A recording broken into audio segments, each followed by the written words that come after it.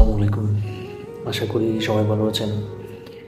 একটা কথা আছে, সেটা হচ্ছে আপনার মানুষের যখন ক্ষমতা থাকে, ক্ষমতা থাকলে মিথ্যা কথাও বাণী হয়ে যায়।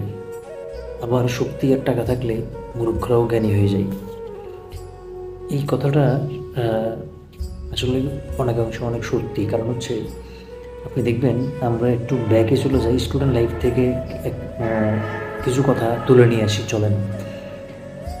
স্টুডেন্ট লাইফে দেখবেন আমরা যখন কলেজ লাইফে আসি, স্পেশালি কলেজ লাইফে দেখবেন আপনার যদি একটা friend circle, close friend circle থাকে 8-10 জনের, সেখানে দেখা যায় যে বন্ধুটার আর্থিক অবস্থা খুবই ভালো, ওই বন্ধুটা হচ্ছে সবার কেন্দ্রবিন্দু, সবার মধ্যমণি থাকে। কারণ হচ্ছে তার আর্থিক অবস্থা ভালো। ওই বন্ধুটা যদি তার মুখে গালিও দেয়, সেটা কিন্তু অনেক ভাইরাল হয় 10 জনের মধ্যে।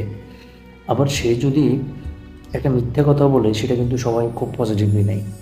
সে যাই বলবে তাই কিন্তু এক্সেপশনাল সবার কাছে। আর যেই বন্ধুটার আর্থিক অবস্থা দুর্বল, যে বন্ধুটা 1 কাপ চা খাওয়াতে পারে না, আবার নিজে খাইতেও পারে না, ওই বন্ধুটা 10 জনের মধ্যে সবচেয়ে বেশি অবহেলিত থাকে। এটার কারণ হচ্ছে তার ফিনান্সিয়াল ক্রাইসিস। সে ওই 8-10 জন বন্ধুর মতো তার ফিনান্সিয়াল অবস্থা ভালো না।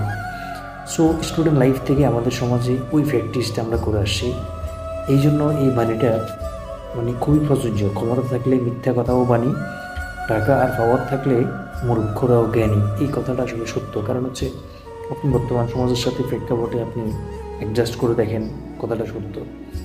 এখন স্টুডেন্ট লাইফ তো বললাম, আর একটা হচ্ছে এবার আসেন জব লাইফ।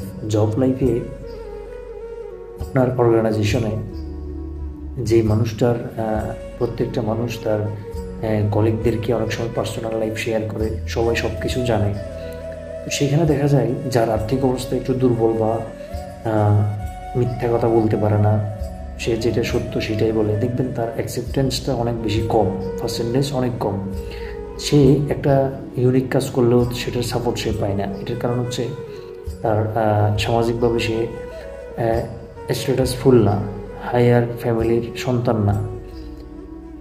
3 নম্বর যেটা, সেটা হচ্ছে ফাফি জ্ঞানী। ফাফি জ্ঞানী হচ্ছে দেখবেন কিছু মানুষ আছে তার এডুকেশনাল ব্যাকগ্রাউন্ড নাই, তার হচ্ছে আপনার কমন সেন্স নাই, তার দেখবেন কথা বলার, কোথায় কী বলতে হবে সেটা সে জানে না, কিন্তু তার ফিনান্সিয়াল অবস্থা খুবই ভালো। দেখবেন ওই ব্যক্তিটা সমাজের জন্য, বাড়ির জন্য ভাইরাল ব্যক্তি হয়ে যায়। সবাই তার টাকার জন্য তাকে প্রায়োরিটি দেয়। সে যেটা বলে সেটাই সত্য। কিন্তু আরেকজন জ্ঞানী লোক, তার কিন্তু পকেট ভর্তি টাকা নেই, সে কিন্তু একটা জ্ঞানী কথা বললেও কিন্তু সেটা কারো কাছে সে ভ্যালু পায় না, মূল্য পায় না। এখন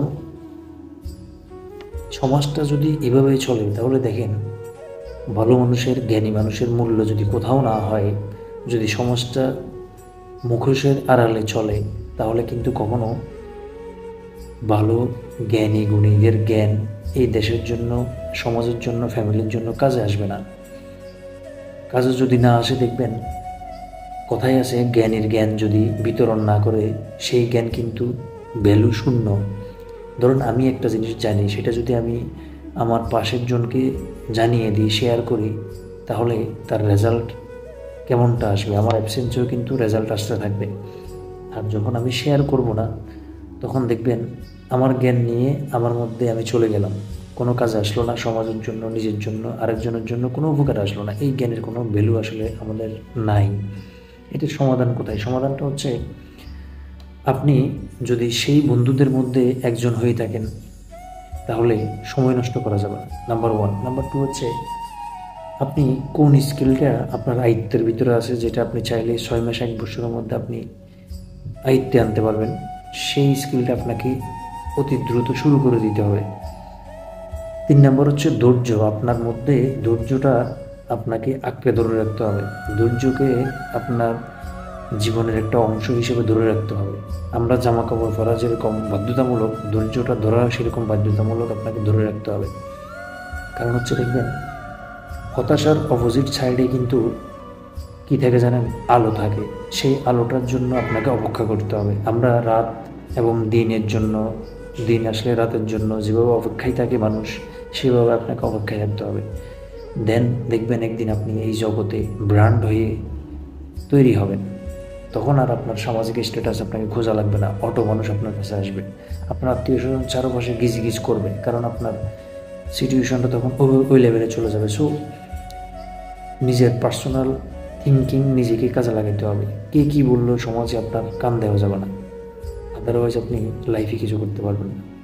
সো আমার ভিডিওটার মেসেজ ছিল, ক্ষমতা থাকলে মিথ্যে কথাও বানি, আর শক্তি আর টাকা থাকলে মূর্খরাও জ্ঞানী।